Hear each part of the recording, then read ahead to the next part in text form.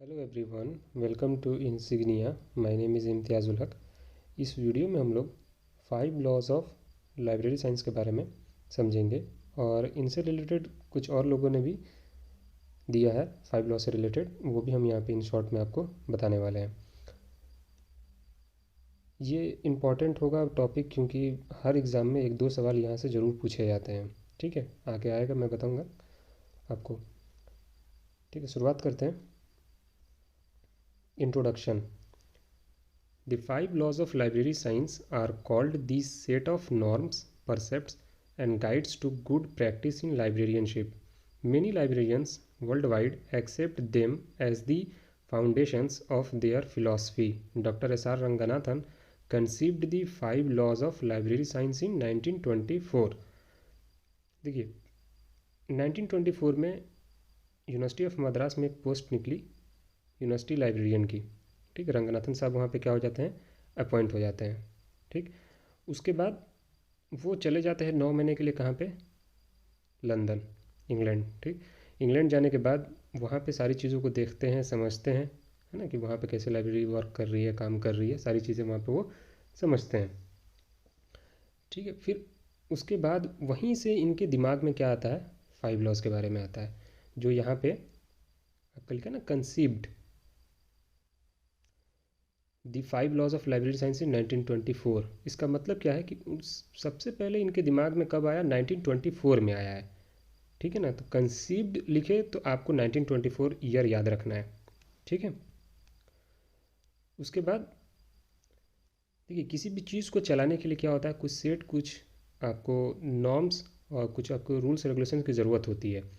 रंगनाथन साहब जब 1924 में इंग्लैंड जाते हैं तो क्या होता है कि उससे पहले क्या था, कोई भी लाइब्रेरी के लिए ना तो कुछ रूल्स थे, ना तो कुछ रेगुलेशन से, कुछ भी नहीं था, बस जैसे तैसे लाइब्रेरी चल रही थी। तो वहाँ पे रंगनाथन साहब जो है 1924 में सोचते हैं, समझते हैं कि कुछ लाइब्रेरी का भी क्या हो चाहिए, कुछ सेट ऑफ नॉर्म्स, कुछ रूल्स होनी चाहिए। ठीक है, फिर वो आते हैं इंडिया 1925 में, 9 महीना रहते हैं वहाँ पे, फिर आते हैं इंडिया। ठीक है, उसके बाद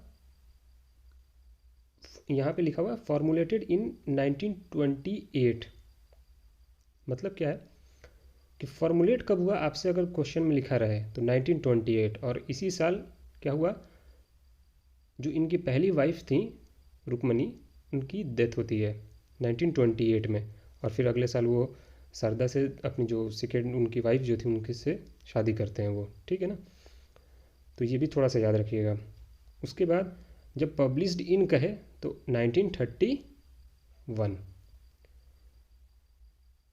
पब्लिश्ड बाई कहेगा तो यहाँ पे Madras MLA, Madras library association, forwarded by sir PS Sivaswamy Iyer.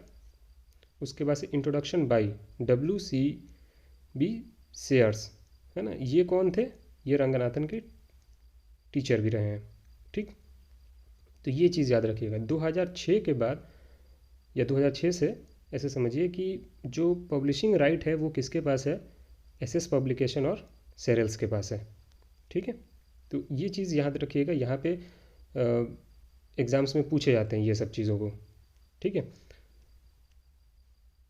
उसके बाद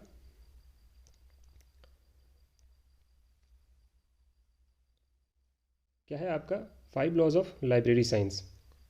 पहला क्या है, बुक्स आर फॉर यूज़। दूसरा जो है, एवरी रीडर हीज़ हर बुक। तीसरा जो है, एवरी बुक्स इट्स रीडर। और चौथा जो है, save the time of the reader. और पांचवा जो है, library is a growing organism.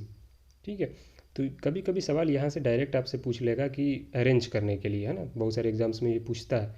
तो यहाँ पे याद रखिएगा आप कि सेकेंड जो लॉ है आपका क्या है, एवरी रीडर हीज़ हर बुक, यहाँ पे पहले रीडर आ रहा है, और थर्ड में क्या आ रहा है, एवरी बुक्स इट्स रीडर। तो ये ध्यान में रखिएगा कि बुक बाद में आएगा, रीडर पहले आएगा। ठीक है, तो यहाँ जो कन्फ्यूज़न होता है, देखिए पहला तो आपको सबको याद होता है, चौथा भी आपको याद होता है, पांचवा भी याद होता है, लेकिन यही दोनों में क्या होता है, कन्फ्यूज़न होता है। तो इसको आप अच्छे से याद रखिएगा कि एवरी रीडर हीज़ हर बुक सेकेंड लॉ है, थर्ड क्या है, एवरी बुक्स इट्स रीडर। ठीक है, चलिए अब आ रहा है आपका फर्स्ट लॉ जो है, बुक्स आर फॉर यूज़। क्या कह रहा है कि the first law of library science, books are for use, constitutes the basis for library services. This law means that books in libraries are not meant to be shut away from users. Ranganathan observed that books were often chained to prevent their removal and that the emphasis was on storage and preservation rather than use. मतलब क्या है कि first law ये हमें बताता है कि books जो है वो क्या है, यूज़ होनी चाहिए। ऐसे नहीं कि आप बुक को बस रख रहे हैं लाइब्रेरी में, उसको को इशू नहीं कर रहे हैं या उसको आप किसी को दे ही नहीं रहे हैं, बस बुक आप ला के किताब को क्या कर रहे हैं, सिर्फ आप लाइब्रेरी में रख दिए, है ना। उसमें भले वो ख़राब हो रही हैं या कुछ भी हो रहा है, आपको उससे फ़र्क नहीं पड़ रहा है, ठीक है। तो रंगनाथन साहब ने कहा क्या है कि बुक्स आर फॉर यूज़ का मतलब क्या है कि बुक्स जो है वो क्या है, यूज़ के लिए है, ठीक है ना, रखने के लिए नहीं है, ठीक है। यहाँ से सवाल आपका सीधा होता है इम्प्लीकेशन से, ठीक है। इम्प्लीकेशंस बहुत इंपॉर्टेंट होते हैं, ठीक है। पहला इम्प्लीकेशंस क्या है, लाइब्रेरी लोकेशन, है ना। लाइब्रेरी लोकेशन का मतलब क्या है कि लाइब्रेरी जो है वो आपको सही लोकेशन पे होनी चाहिए, है ना। लोकेशन का मतलब कि सही जगह पे होनी चाहिए, वरना क्या होगा कि अगर आप मान लीजिए कि लाइब्रेरी आप एक सेंटर में, एक बीच में आप नहीं रखेंगे, तो पता चला कि कुछ लोगों को बहुत दूर पड़ेंगी, वो लोग क्या करेंगे, अभी एक साइड में रख दे रहे हैं अगर लाइब्रेरी, तो क्या हुआ, उससे कुछ लोग नहीं जाएंगे, बोलेंगे बहुत दूर है यार, कौन जाएगा, ठीक है ना। तो ये चीज़ नहीं होना चाहिए। लाइब्रेरी को आप ऐसे जगह पे रखो कि हर तरह के लोग, हर जगह से लोग वहाँ पे पहुँच के पढ़ सकें और उसका यूज़ कर सकें, ठीक है। तो लाइब्रेरी लोकेशन का मतलब यही होता है, ठीक है, कि ऐसी जगह पे आप रखो, ऐसे जहाँ पे भी लाइब्रेरी है वहाँ पे ऐसे जगह पे आप बनाओ कि उसका यूज़ हो सके, है ना, उस लाइब्रेरी का। उसके बाद आपका दूसरा आता है वर्किंग आवर्स। अब वर्किंग आवर्स का मतलब क्या है कि लाइब्रेरी को एक सही टाइम पे आप खोलो और बंद करो, सिंपल। ऐसे लाइब्रेरी तो आपको चौबीसों घंटे खुले तो भी कोई दिक्कत नहीं है, क्योंकि कुछ लोग होते हैं जो रात भर पढ़ते हैं, ठीक है ना। लेकिन लाइब्रेरी का एक समय होना चाहिए कि सही टाइम पे वो खोले, ऐसा नहीं कि रात में 12 बजे के बाद खोल रही है और सुबह में 8 बजे बंद कर दे रही है, ऐसा भी नहीं होना चाहिए, ठीक है। तो लाइब्रेरी आवर्स का मतलब सिंपल ये होता है कि टाइमिंग सब यूज़र्स के हिसाब से रखो, ताकि यूज़र्स जो हैं वो आके अपना पढ़ें, ठीक है, या उसका यूज़ कर सकें, ठीक है। तीसरा जो है आपका library buildings and furnitures. Library building and furniture का मतलब क्या है कि देखिए, बिल्डिंग और फर्नीचर जो होना चाहिए वो बहुत अच्छी होनी चाहिए, है ना। क्योंकि देखो, अब मान लो कि बिल्डिंग है, अब बिल्डिंग आपने तो बना दिया, लेकिन पता चल रहा है कि बाहर की आवाज़ आपको आ रही है उस लाइब्रेरी में, तो जो अंदर बच्चे पढ़ रहे हैं या जो पढ़ रहे हैं उनको क्या होगा, डिस्टर्बेंस होगा। तो जब डिस्टर्बेंस होगा तो वो पढ़ पाएंगे, नहीं पढ़ पाएंगे। तो आपको बिल्डिंग ऐसी बनाओ आपकी नॉइज़ बाहर का आपको अंदर ना आए, ठीक। वैसे ही आपकी फर्नीचर्स हैं, तो फर्नीचर्स में भी आपको ऐसे ध्यान में रखना है कि फर्नीचर्स एकदम पुराने ना हो कि बैठने पे आवाज़ कर रही हो, या पुराने पुराने टूटे फूटे हों, इस तरह की चीज़ें नहीं होनी चाहिए। मतलब एकदम सही होने चाहिए, अच्छी होनी चाहिए लाइब्रेरी बिल्डिंग्स और फर्नीचर्स, ठीक है। मतलब मेंटेन हो आपकी पूरी तरह से। देखिए यहाँ पे एक चीज़ और होता है कि जब अब हम जाते हैं लाइब्रेरी में, तो लाइब्रेरी को देखते हैं कि वहाँ पे सारी चीज़ें अच्छी हैं, बिल्डिंग्स अच्छी हैं और आपको फर्नीचर्स अच्छे हैं, तो हमको और भी ज़्यादा मन करता है ना कि हम लोग चलो वहाँ चल के पढ़ते हैं। अगर वो चीज़ें अच्छी नहीं रहेंगी तो आप पहले ही क्या करेंगे, कहेंगे अरे नहीं यार, वहाँ नहीं जाएंगे, हम पढ़ने नहीं जाएंगे, ठीक है। तो ऐसा नहीं होना चाहिए, ठीक है। तो लाइब्रेरी बिल्डिंग और फर्नीचर्स क्या होनी चाहिए, अच्छी होनी चाहिए, ठीक है, मेंटेन्ड होनी चाहिए एकदम। उसके बाद आपका आता है स्टाफ। अब स्टाफ का क्या है, स्टाफ जो होगा वो क्या होना चाहिए, नॉलेजेबल होना चाहिए, ठीक है ना, वेल ट्रेंड होना चाहिए, कि मतलब उससे कोई चीज़ पूछा जाए तो वो बता सके, है ना। ऐसा नहीं कि अब उसको कोई चीज़ आप पूछ रहे हो उसको पता ही नहीं है, तो ऐसा नहीं होना चाहिए। पहले ऐसा होता था क्या कि कोई भी लाइब्रेरियन बन जा रहा है, उसको पता ही नहीं उस किताब के बारे में, या क्या है उस लाइब्रेरी में उसको कुछ नहीं पता है, तो ऐसा नहीं होना चाहिए, ठीक है। और रंगनाथन साहब का कहना भी था कि स्टाफ को क्या है, हमेशा एक खुशी से क्या करना चाहिए, सर्विस देनी चाहिए। फिर उसके बाद आपका आता है book selection policy. Book selection policy जो है बुक्स को आप ऐसे सेलेक्ट करो जो क्या हो, यूज़र्स के लिए हो, है ना। ऐसे ना आप सेलेक्ट करो जिसका कोई यूज़र्स ना हो। मतलब ये है कि मान लीजिए कि आप कोई किताब ऐसे खरीद रहे हैं या आप कलेक्शंस ऐसे ला रहे हैं अपने लाइब्रेरी में जिसका कोई यूज़र ना है, तो उससे क्या फ़ायदा होगा ये बताइए, कुछ नहीं। तो बुक सिलेक्शन पॉलिसी का मतलब सिंपल यही होता है कि क्या है, हमें बुक ऐसी सिलेक्ट करनी चाहिए जो सबके लिए हो, सब मतलब सारे यूज़र्स के लिए हो, है ना, कि यूज़र्स उसको पढ़ें, है ना। ऐसे बुक हम लोग नहीं सेलेक्ट करें जिसका कोई यूज़र ही ना हो। ठीक है, तो ये चीज़ आपका क्या है, बुक सिलेक्शन पॉलिसी में आता है। ठीक है, ये इतने इम्पोर्टेंट इम्प्लीकेशंस हैं, और ये याद रखिएगा ताकि कभी कभी इम्प्लीकेशन से आपको सवाल पूछेंगे तो फर्स्ट लॉ से भी सवाल ऐसे बन जाता है कि लाइब्रेरी लोकेशन जो है वो किस लॉ से रिलेटेड है, किसका इम्प्लीकेशन है, ऐसे सवाल आपसे पूछा जाएगा, तो ये याद रखिएगा। उसके बाद second law, every reader his her book.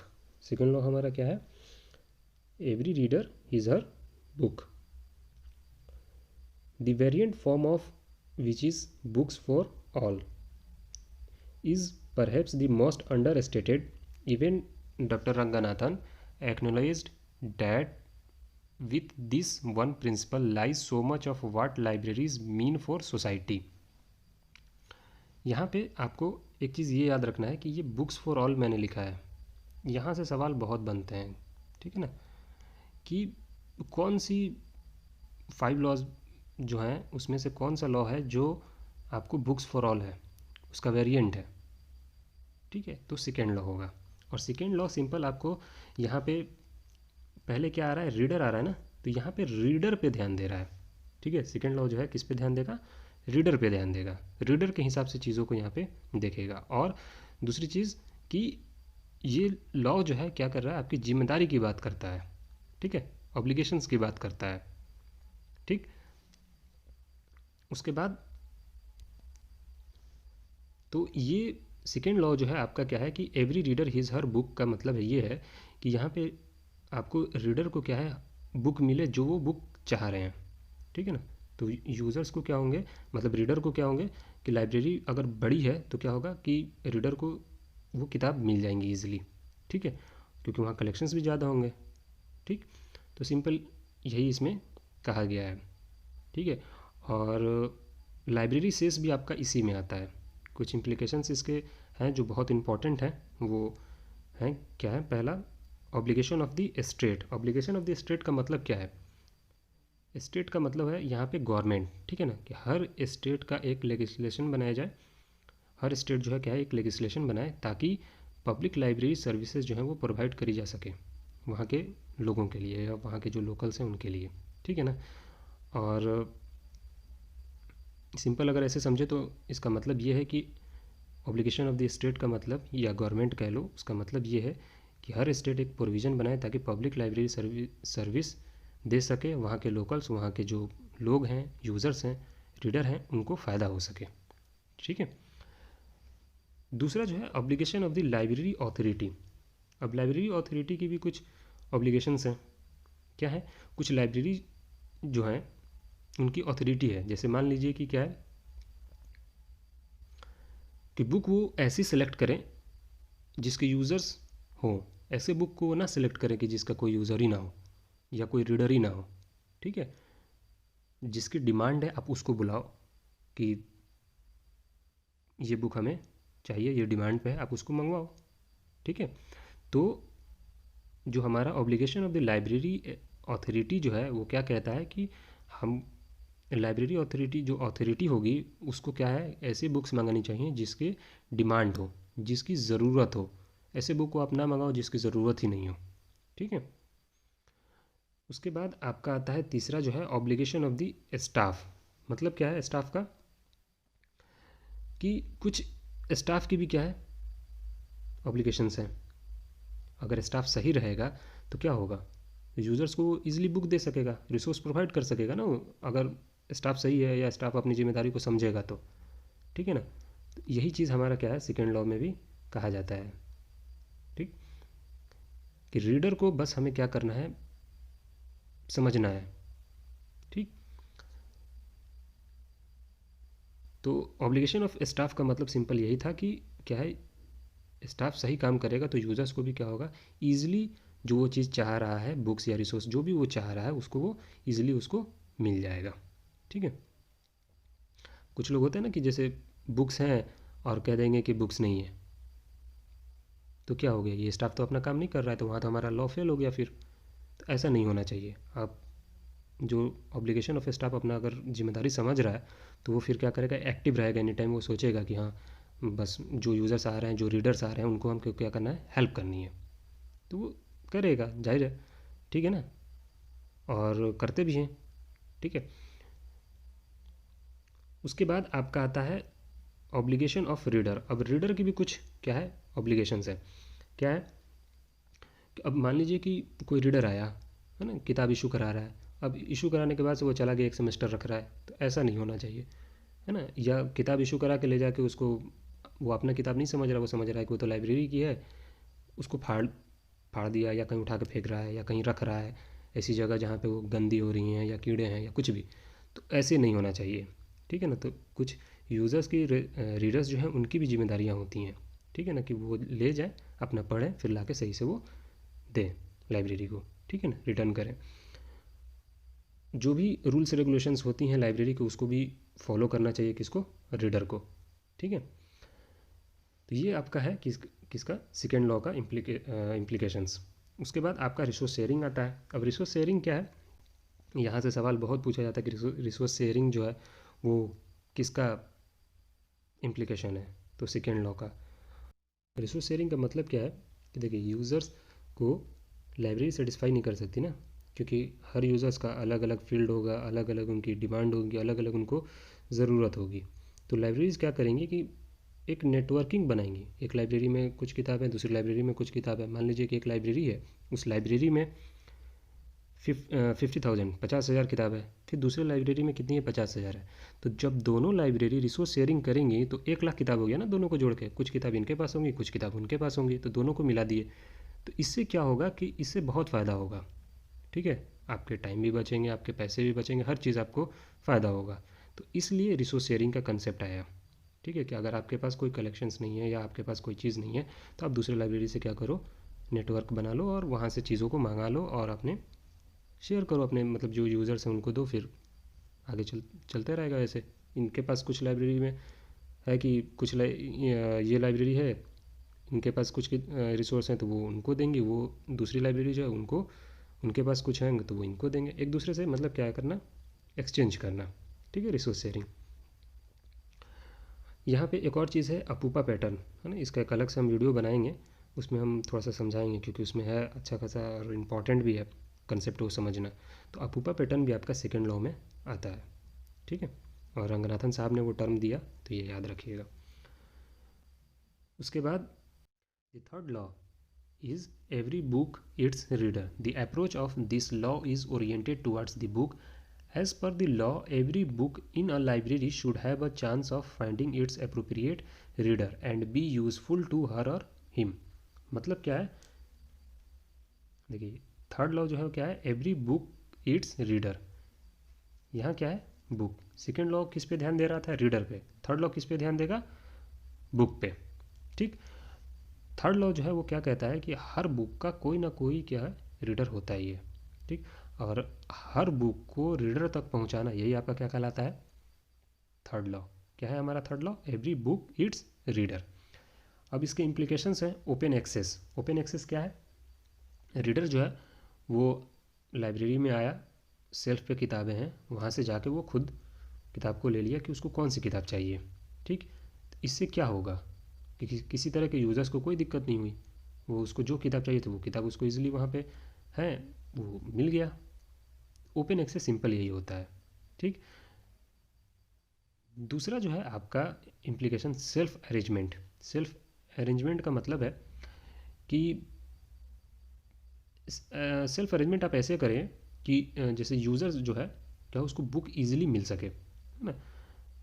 अब मान लीजिए कि 50,000 किताब है, अब आप उसको कैटेगराइज नहीं किए होंगे कि कौन सी साइंस की है, कौन सी मैथ्स की है, कौन सी सोशल साइंस है और कौन सी अदर सब्जेक्ट की हैं, तो नहीं करेंगे तो वो फिर 1 लाख या 50,000 या जितने भी उस लाइब्रेरी के कलेक्शंस होंगे उसको आप कैसे फिर अरेंज किताब मिलेंगी। ठीक, तो सेल्फ अरेंजमेंट आपको ऐसी करनी चाहिए कि यूज़र्स को तुरंत मिले और इजीली मिल जाए, है ना। आप उसको जैसे छोटे कलेक्शंस हैं तो आप उसको अल्फ़ाबेटिकल उसको लगा दीजिए, या साइंस का अलग कर दीजिए, मैथ्स का अलग कर दीजिए, सब्जेक्ट वाइज कर दीजिए, है ना, क्लास वाइज कर दीजिए। ठीक है, तो ये छोटे कलेक्शंस में ऐसे होते हैं। तो ये चीज़ आपका क्या है, सेल्फ अरेंजमेंट। मतलब सिंपल यही था कि इसमें आपको ऐसे अरेंज करनी चाहिए कि बुक्स ईजिली मिल जाए, है ना। ठीक है, उसके बाद आपका आता है कैटलॉग। अब कैटलॉग क्या है, कैटलॉगिंग करना और जानना क्या है आपके लिए एक तरह से बहुत ज़रूरी है। लाइब्रेरी जो है, लाइब्रेरी के पास इंफॉर्मेशन होगी तभी तो आपको वो चीज़ें बता सकेगा ना। अब मान लीजिए कोई कोई रीडर आया, यूज़र आया, वो उसको टाइटल पता है, तो अब लाइब्रेरी के पास वो रिकॉर्ड होनी चाहिए ना कि टाइटल से वो है किताब या नहीं है। या कोई कोई आया यूज़र, वो कह रहा है कि हमको ऑथर से किताब चाहिए, उसको ऑथर पता है। तो ठीक है, तो इसका मतलब कैटलॉगिंग करना क्या है, ज़रूरी है। और लाइब्रेरी के पास एक रिकॉर्ड होनी चाहिए जिसे वो बता सके, वो देख के कि कोई भी आए तो वो ऑथर से मांग रहा है या टाइटल से मांग रहा है, जिससे भी वो मांग रहा है उसको मिल सके। वो देखेगा अपने जो सिस्टम होंगी, अब तो ओपैक ओपैक है, वहाँ से लोग सर्च कर लेते हैं, लेकिन आपके पास एक होना चाहिए कि इन्फॉर्मेशन लाइब्रेरी के पास, वो तुरंत अपने सिस्टम में देख ले कि हाँ ये जो किताब है या नहीं है, अवेलेबल है या नहीं है। ठीक है, तो ये चीज़ आपका कैटलॉग कहलाता है। ठीक है, कि ऑथर से, टाइटल से, सबसे एंट्री आपकी कैटलॉग बनी होगी, आप उसको तुरंत चेक करो, देखो और यूज़र्स को दे दो अगर वो बुक या वो रिसोर्स आपके पास है तो। ठीक है, उसके बाद आपका display of book. Display of book का मतलब क्या है, अब लाइब्रेरी ने क्या कर दिया कि कुछ नए बुक्स मंगाए, तो आप उसको डिस्प्ले करो, आप उसको दिखाओ बाहर, एक बोर्ड पे आप लगा दो कि ये किताब न्यू आई हैं, अवेलेबल हैं इस लाइब्रेरी में, है ना, चाहे मैगजीन्स हो, जर्नल्स हो। ठीक, तो, तो आपको ये बताना चाहिए। ठीक है ना, कि डिस्प्ले ऑफ बुक का मतलब ही ये है कि आप डिस्प्ले करो बुक्स को, दिखाओ। अगर आपके पास नई किताब आ रही हैं, नए मैगजीन्स हैं या जर्नल्स हैं, तो आप उसको बताओ कि मेरे यहाँ ये चीज़ें आई हुई हैं। ठीक है, डिस्प्ले बोर्ड भी आता है बहुत सारे, आप लाइब्रेरी में देखे भी होंगे। ठीक, उसके बाद आपका आता है रेफरेंस सर्विस। इसका मतलब क्या होता है कि आप रेफ़र कर दीजिए, अगर आपके लाइब्रेरी में बुक नहीं है तो आप उसको क्या कर दीजिए, जो रीडर है या यूज़र है उसको आप रेफ़र कर दीजिए कि यहाँ नहीं है, आप वहाँ पे जाके देख लीजिए। ठीक, यही आपका क्या कहलाता है, रेफरेंस सर्विस। उसके बाद आपका आता है एक्सटेंशन सर्विस। एक्सटेंशन सर्विस का मतलब क्या है कि एक लाइब्रेरी की जो बाउंड्री है, आप उससे आगे जाकर सर्विस प्रोवाइड कर रहे हैं। यही चीज़ क्या होता है आपका लाइब्रेरी एक्सटेंशन सर्विस। ठीक है ना, एक्सटेंशन सर्विस का मतलब क्या हो गया, जैसे मान लीजिए कि एक वेबसाइट है ना, उसमें हमने क्या कर दिया, इन्फॉर्मेशन डाल रखी है। ठीक है ना, कि कोई भी, अब क्या होगा, कहीं भी कोई भी रहेगा वो देख लेगा कि उस लाइब्रेरी में ये चीज़ है या नहीं है। तो एक्सटेंशन सर्विस का मतलब यही होता है कि आप चार दीवारी में उसको, आप इन्फॉर्मेशन को नहीं रख रहे हो, उससे बाहर निकल के आप उसको प्रोवाइड कर रहे हो। तो यही आपका एक्सटेंशन सर्विस होता है, सिंपल। ठीक है ना, कि मतलब एक लाइब्रेरी है ना, उस लाइब्रेरी में आप उससे बाहर निकल के जो चीज़ सर्विस आप दे रहे हो, वो क्या होता है, एक्सटेंशन सर्विस कहलाता है। ठीक है, उसके बाद fourth law, save the time of the reader. The fourth law of library science, save the time of the reader, means that all patrons should be able to easily locate the materials they desire quickly and efficiently। मतलब क्या है कि जो चौथा law है वो क्या कहता है, save the time of the reader. Reader का टाइम सेव करना। ठीक है, पैट्रॉन का मतलब ये एक तरह का यूज़र है। ठीक है ना, तो रीडर है या यूज़र्स का टाइम बचाना, वो कौन कौन सा लॉ कह रहा है, फोर्थ लॉ कह रहा है। जाहिर है टाइम सबके लिए इंपॉर्टेंट होता है ना। अब मान लीजिए कि लाइब्रेरी में हम गए, अब वहाँ पे आपको जाने के बाद से दिक्कत हो रही है, टाइम लग रहा है, तो आप दोबारा जाने की कोशिश नहीं करेंगे, आप सोचेंगे कि अरे बहुत टाइम लगता है, हम वहाँ नहीं जाएंगे। ठीक, तो ऐसा नहीं होना चाहिए, आपको टाइम बचाना चाहिए। ठीक है, इम्प्लीकेशंस इसके क्या है, open access system. Open access system का मतलब यही है कि आप उसको, यूज़र है जो आया और सेल्फ पे किताब है, आप उसको तुरंत आप ले लिए तो आपका टाइम बच गया, यूज़र का भी टाइम बच गया ना, कि वो आया, अब उसको जो किताब चाहिए तो उसने तुरंत उसको ले लिया। यहाँ पे ओपन एक्सेस जो है थर्ड में भी आता है, फोर्थ में भी आता है, लेकिन अगर आपको ऑप्शन में दोनों लॉ दिया रहे कि ओपन एक्सेस पूछे किस का इम्प्लीकेशन है तो थर्ड लॉ मारिएगा, और जब अगर नहीं दिया हो तब आप फोर्थ लॉ मारिएगा। ठीक है। उसके बाद आपको issue return method, issue return method का मतलब क्या है, आपका चार्जिंग सिस्टम एक तरह का, ठीक है ना। चार्जिंग सिस्टम में क्या है आपका कि जिसको हम लोग इशू रिटर्न भी कहते हैं, है ना। तो आपको क्या करना है कि इशू रिटर्न भी आप बहुत जल्दी कीजिए, ये नहीं कि कोई आया हुआ है जो रीडर है वो खड़ा है और आप कुछ और ही काम कर रहे हैं, तो ऐसा नहीं होना चाहिए, है ना। यूज़र्स का टाइम क्या है, इम्पॉर्टेंट है, उसको टाइम बचाना है, ठीक है ना। वो जो भी चीज़ के लिए आए हैं आप उसको तुरंत सुनो, आप उसको तुरंत उसको प्रोवाइड करो। अगर इशू रिटर्न के लिए आए हैं तो आप उसको इशू रिटर्न तुरंत करो और टाइम बचा लो, ठीक है, क्योंकि टाइम सबके क्या है, इम्पॉर्टेंट है। ठीक है, तो सिंपल हमारा इशू रिटर्न मेथड यही होता है, और चार्जिंग सिस्टम भी यही है एक तरह का, ठीक है ना। उसके बाद आपका आता है क्लासिफिकेशन एंड कैटलॉगिंग। अब क्लासिफिकेशन कैटलॉगिंग का मतलब क्या है कि बुक को आप क्या कर दिए, क्लासीफाई कर दीजिए, है ना, कि मैथ्स का अलग कर दिए, सोशल साइंस का अलग कर रहे हैं आप, और फिर साइंस का अलग कर दिए, ठीक है ना, ताकि यूज़र्स जो मांगेंगे आप उसको तुरंत वहाँ पे जाके आप देखेंगे कि साइंस का इधर लगा हुआ है, सोशल साइंस का इधर लगा हुआ है, मैथ्स का इस साइड लगा हुआ है, तो उससे आप जाके क्या करेंगे, तुरंत आप उसको लेके उसको दे देंगे। इससे क्या होगा, टाइम सेव होगा। और कैटलॉगिंग का मतलब आपको पीछे वाले में बताया थर्ड में कि क्या है, ऑथर, टाइटल और सब्जेक्ट्स, और जिससे भी वो मांग रहे हैं, है ना, तो वो सब आपके पास इंफॉर्मेशन होनी चाहिए लाइब्रेरी के पास, है ना।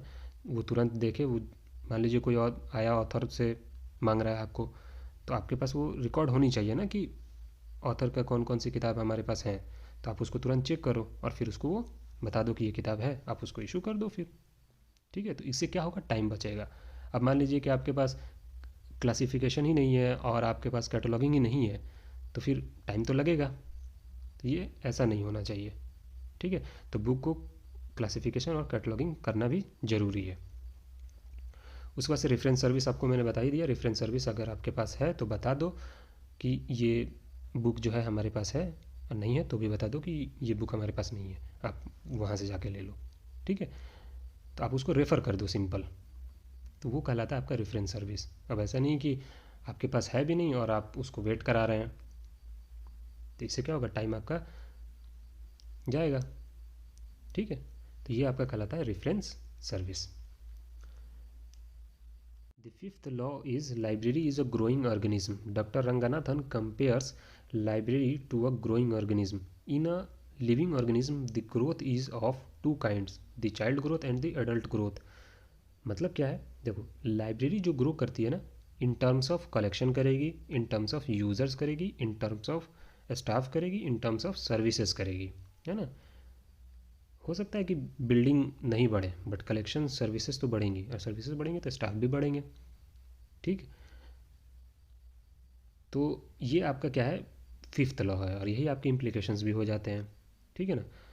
और यहाँ पे जो चाइल्ड ग्रोथ और एडल्ट ग्रोथ की बात कही गई है, तो देखो चाइल्ड ग्रोथ क्या है कि पहले बच्चा होगा 1 फीट का, फिर 2 फुट 3 फुट ऐसे जाएगा ना, लेकिन 5 फुट के बाद या 6 फुट के बाद वो तो रुक गया, है ना। उसके बाद उसके अंदर क्या होती है कि एक क्वालिटी इंप्रूव होती है उसके अंदर, है ना।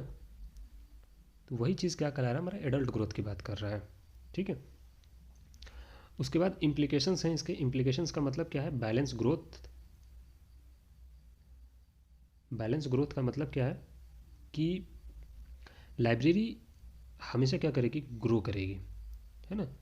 ये सोच के लाइब्रेरी को डेवलप करनी चाहिए, ठीक।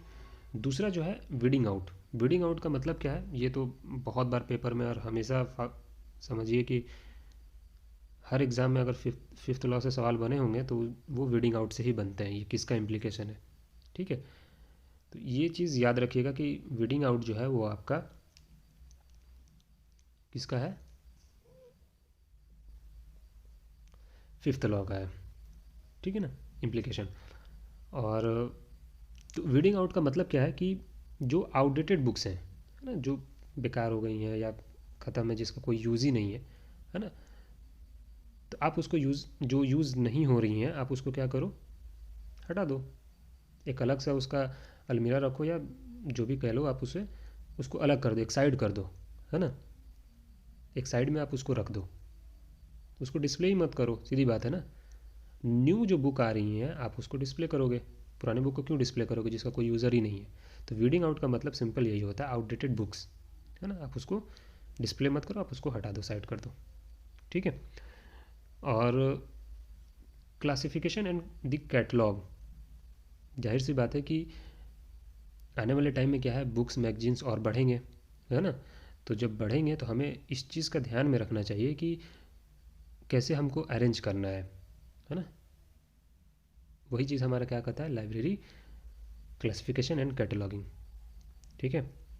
उसके बाद ग्रोथ ऑफ रीडर, मैंने बताया कि ग्रोथ ऑफ रीडर भी होंगे, क्योंकि ग्रोइंग ऑर्गेनिज्म की बात कर रहा है 5th लॉ में, तो लाइब्रेरी ग्रो करेगी इन टर्म्स ऑफ किस में, reader, in terms of staff, ठीक। तो ये चीज़ें आपकी क्या थी, एक पूरा 1st 2nd 3rd 4th और 5th लॉ थी, ठीक है। तो इतना चीज़ें आप याद रखिएगा। इसके बाद अब जो है एक्सपेंशन ऑफ रंगनाथन्स लॉ। अब यहाँ पे देखिए 1992 में ये जो है ना रेटिंग, इन्होंने 6th लॉ दिया, है ना। तो कभी कभी सवाल में पूछ लेता है इसे कि 6th लॉ जो है वो किसने दिया, तो रेटिंग ने दिया, जेम्स आर रेटिंग ने 1992 में, ठीक है। क्या था, एवरी रीडर हिज फ्रीडम, और ये अभी इनकी डेथ हुई है 2022 में, ये भी याद रखिएगा, ठीक है। उसके बाद से आपका दूसरा जो है फ्रांसिस मिक्सा, ये नेट में सवाल पूछा है कि किसने पैराफ्रेज किया था 2nd और 3rd लॉ को, जो रंगनाथन की थी, और तो वो थे मिक्सा, फ्रांसिस मिक्सा नाम था उनका। और इन्होंने क्या किया, 2nd लॉ को क्या बताया था इन्होंने, एवरी रीडर हिज लाइब्रेरी, और तीसरा बताया था एवरी लाइब्रेरी इट्स रीडर, ठीक। उसके बाद आपको कुरेमेन and Pekkarinen Paivi have suggested 2 supplementary 6th and 7th laws to Ranganathan 5 laws. इन्होंने 2 लॉज और भी बताए, कौन कौन से थे, तो every reader his library, every writer his contribution to library, ठीक है। तो ये थोड़ा सा देख लीजिएगा। उसके बाद जिम थॉमसन है 1992 में, इन्होंने क्या किया, रिवाइज किया रंगनाथन के लॉ को, क्या कहा, बुक्स आर फॉर प्रॉफिट, पहला। दूसरा इन्होंने लॉ क्या बताया, एवरी रीडर हिज बिल।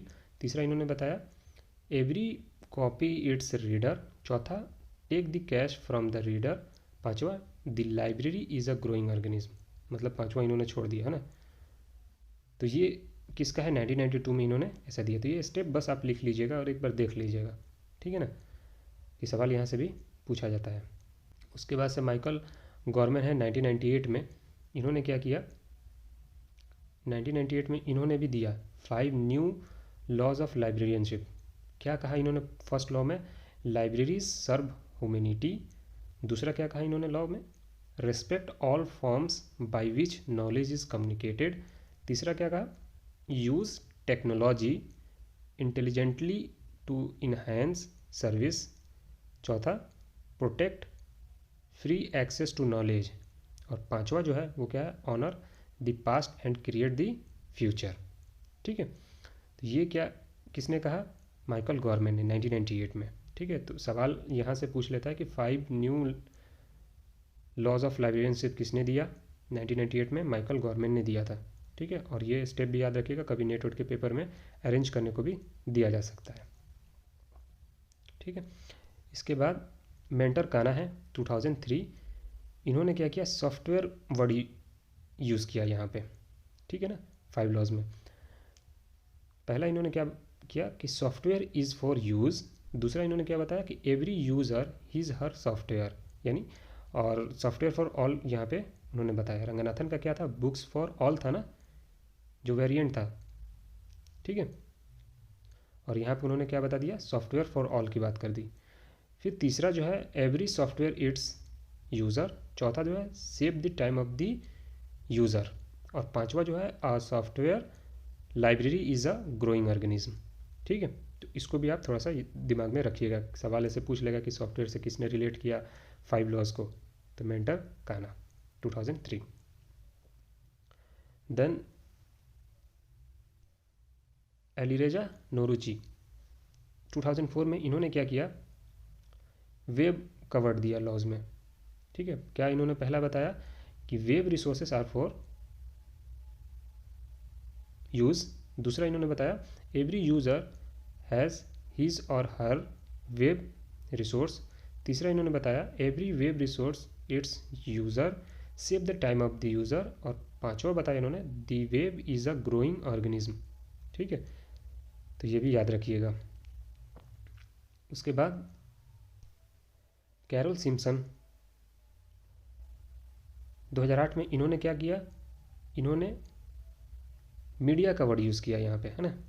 क्या है इनका पहला, देखिए मीडिया आर फॉर यूज़, दूसरा इन्होंने क्या क्या बताया लॉ में, एवरी पैट्रॉन हिज इंफॉर्मेशन, तीसरा बताया एवरी मीडियम इट्स यूज़र, चौथा save the time of the patron, और पांचवा the library is a growing organism, ठीक है। ये किसका था, कैरोल सिम्पसन 2008 में इन्होंने दिया था, ठीक है ना। उसके बाद ये नेट में सवाल पूछा है कि लीन सिलिपिजनी कोनावे और स्चेल फेनियल ना, ये दोनों लेडी हैं, आप इनका आर्टिकल आप पढ़ भी सकते हैं, यूट्यूब पे भी इनका दिया हुआ है, इंटरव्यू एक है इनका। तो ये दोनों OCLC से रिलेटेड हैं और PhD हैं। तो इन्होंने 2014 में, है ना, एक बुक पब्लिश हुई, reordering Ranganathan, shifting user behaviour, shifting priorities by Lynn Silipigni Connaway and Ixchel M Faniel in 2014। अब इन्होंने क्या किया है, देखिए बाकी सबका तो थोड़ा बहुत मिल रहा था, लेकिन इन्होंने थोड़ा आगे पीछे कर दिया ज़्यादा। देखिए यहाँ पे फर्स्ट लॉ जो है save the time of the reader की बात कह दी। हमारा क्या, save the time of the reader हमारा जो है वो फोर्थ लॉ था ना रंगनाथन के हिसाब से, तो इन्होंने पहला कर दिया save the time of the reader. दूसरा क्या है, every person his or her book, ठीक। तीसरा जो है बुक्स आर फॉर यूज़, जो हमारा पहला था उनको यहाँ पे तीसरा कर दिया है, ठीक है। उसके बाद जो चौथा है क्या है, एवरी बुक्स इट्स रीडर, ठीक। उसके बाद पांचवा जो है library is a growing organism, ये इन्होंने छोड़ दिया, ठीक। तो ऐसे इसका भी थोड़ा सा याद रखिएगा, ठीक है। इसके बाद डॉक्टर आचला मुनिगल, अब इन्होंने क्या दिया है 2016 में, इन्होंने सोशल मीडिया का यूज़ किया वर्ड, है ना, 5 लॉज में। क्या है पहला, social media is for use increasingly in libraries by librarian, दूसरा every user his or her social tool, तीसरा every social tool its user, चौथा save time of user by providing information he or she seeks using the social tool he or she is familiar with. फिर पांचवा जो है social media is a growing organism with various tools and apps being introduced every day, libraries are not brick and stone any more, ठीक है। तो ये भी थोड़ा सा देख लीजिएगा, 2016 में डॉक्टर आचला मुनिगल ने दिया था, ठीक है। सोशल टूल से इन्होंने सोशल टूल इन लाइब्रेरीज़ का यहाँ पे उन्होंने बताया, ठीक है। तो थोड़ा सा ये भी याद रखिएगा।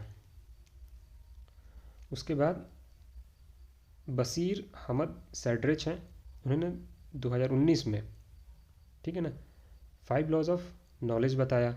क्या है, knowledge is for use in all forms, पहला लॉ उन्होंने बताया। दूसरा उन्होंने क्या बताया कि every citizen has the right to access all forms of knowledge, ठीक। तीसरा जो है every knowledge is for access by all without discrimination of any kind. चौथा जो है save the time of all knowledge seekers. और पांचवा जो इन्होंने बताया, a knowledge system is one that evolves with time to achieve all of the above laws. तो ये आपको किसने बताया? बशीर अहमद सैडरच ने, ठीक है, 2019 में। तो ये भी चीज़ आपको याद होना चाहिए, ठीक है। ये सारी चीज़ को नोट्स बना लीजिएगा, थोड़ा सा देख लीजिएगा, ठीक है ना। उसके बाद चलिए, ठीक है। अगर किसी को कोई चीज़ ना समझ में आया हो तो आप हमें से ज़रूर पूछिएगा, है ना। Okay, thank you so much.